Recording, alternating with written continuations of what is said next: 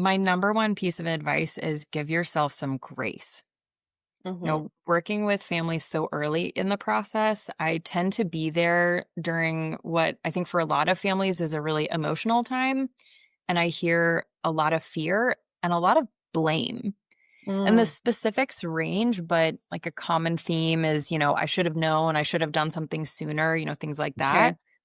And, the whole like hindsight is 2020 is so true here. It's like now we know this piece of information and we look back and think, well, I saw this and I saw that and I should have put it together sooner. And that's just really not fair. I Yeah. mean, you did see it, you did do something about it. And recognizing that something's going on with your kiddo isn't typically a light bulb moment. It's a lot of little moments that add up over time. Yeah. So, you have to go through this process of figuring out what to do next, how to respond. I mean, it takes time and you want what's best for your kiddo and you are doing everything you can. So give yourself some grace.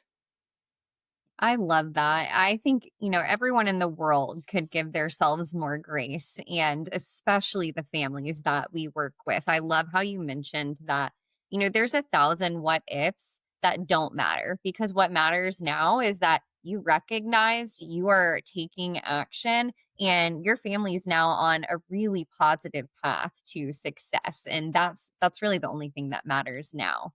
Yeah. I would agree with that advice, and I would add on to that, our goal is never perfection. I think that our families also put a lot of pressure on themselves to meet certain milestones or to be like other families they've seen, or even compared to, friends or cousins or things like that. And so I would say too, stop comparing and stop trying to shoot for perfection, because no one is perfect. And we certainly are not aiming for perfection in our therapy. We're just aiming for better, happier, easier lives, So, even just getting out of bed in the morning, putting one foot in front of the other, that's a win. And we're going to celebrate those small wins. So, I think too, like, giving yourself the grace to just be where you are, as well as the opportunity to celebrate small wins and not put the pressure on yourself to just like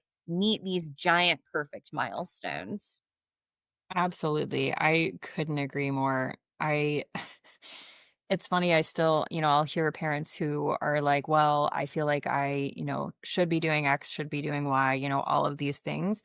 And they'll kind of ask, well, like you mentioned, right? My kid's not doing this. My kid's doing that. And I see these other kids.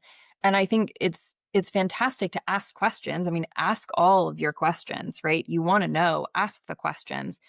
Um, but that doesn't mean that, what your kid is doing isn't wonderful and, it doesn't take away from that celebration of their progress.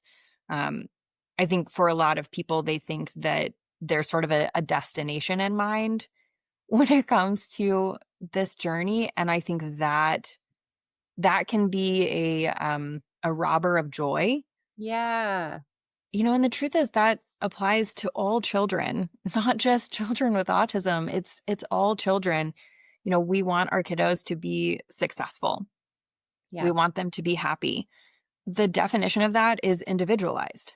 Hmm. And, when we have this sort of idea in our head of this is where we're trying to go, I think holding too tightly to that can really take away a lot of the joys along the way.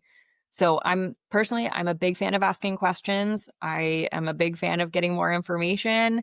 Ask all the questions, get the information, seek out what you want to know, seek out what you feel like your kiddo needs, and balance that with recognizing the wins and kind of just staying in that moment and enjoying them and understanding that even if your kiddo is a kiddo with autism, they are a child and they are a human and they're going to have all their own fun, unique, individual quirks and things that make them them. And that's Absolutely. wonderful. And we don't want to lose those.